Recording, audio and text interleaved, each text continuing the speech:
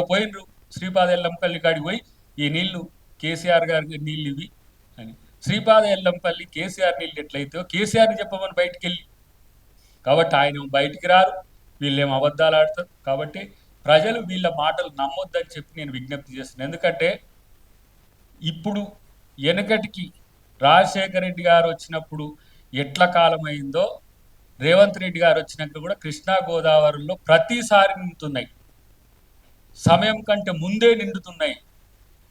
ఇది రేవంత్ రెడ్డి గారి అదృష్టం నా దృష్టిలో. కేసీఆర్ ఉన్నప్పుడు రాలే. ఇంకా కొంతమంది కాళేశ్వరం ఏంది పనితీరు ఏందో భవిష్యత్తులో తెలుస్తుంది. భవిష్యత్తులో ఏం లేదు. ఎల్నినా ఉన్నా లానినా ఉన్నా గోదావరికి ఎప్పుడు కూడా నీటి వసతి ఉంటుంది.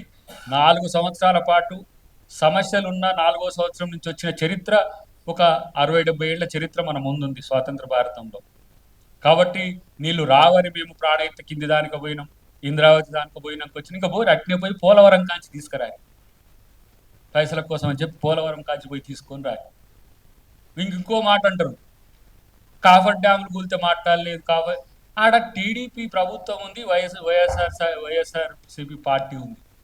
వాళ్ళకు లేని దుగ్ధ ఈయనకెందుకు వచ్చిందో కేటీఆర్కి నాకు అర్థం కాదు. వాళ్ళకు తెలుసు అది. అక్కడికి వచ్చే వరద దిగువ సీలేరు నుంచి వచ్చిన నీటితో ఏ విధంగా పోలవరంకు ఉంటుందో అంబేద్కర్ గారు చెప్పిండు, ఇప్పుడు కాదు. ఆయన తుంగభద్ర బాక్రానంగల్ మీద పనిచేసినప్పుడు అంబేద్కర్ గారే పోలవరంతో రాజమండ్రికి కూడా సమస్య ఉంటుందని చెప్పిన చరిత్ర ఉంది. అవన్నీ తెలుసుకోండి. కాఫర్ డ్యామ్ పోతే దానికి పోలవరానికి కాళేశ్వరానికి ముడి పెడతారు.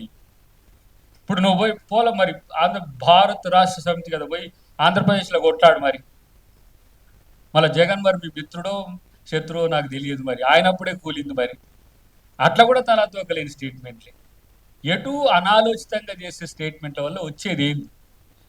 కాబట్టి ఈరోజు బీఆర్ఎస్ ఎంత మాట్లాడినా అది చరిత్ర కాబోతున్న పార్టీ, చరిత్ర కాలగర్భంలో కలిసిపోబోతున్న పార్టీ అని నేను చెప్తున్నాను. ఎందుకంటే ఒక రోజున తెలంగాణ ఉద్యమంలో అది పోషించిన పాత్రను మేము ఎప్పుడు కూడా దాన్ని తీసేయలే, మా ముఖ్యమంత్రి గారైనా మా కాంగ్రెస్ పార్టీ అయినా సరే.